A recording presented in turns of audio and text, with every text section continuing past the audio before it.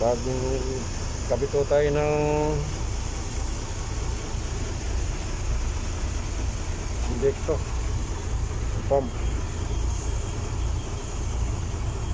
Kakabit pa yung mga return pipe saka yung nozzle. Ano kasi yung problema ho ito hard starting.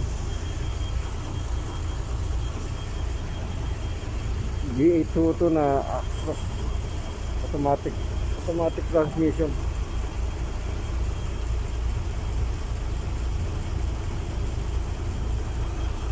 Ito pa meron siyang ganito kaya dito ako meron siyang heater plug, tapos may solenoid sensor siya. Hindi pa kasi ako nakakagawa nito. Ito pa lang, maraming Mercedes din na across dito. Ito lang nakita ako nito.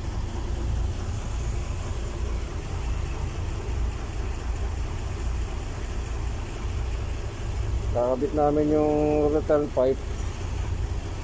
Ito, return to Tapos yung mga pipe yan na maliliit. Bukod pa yung return dito sa may return pa rito Kaya maliliit na yan. So, return din yan.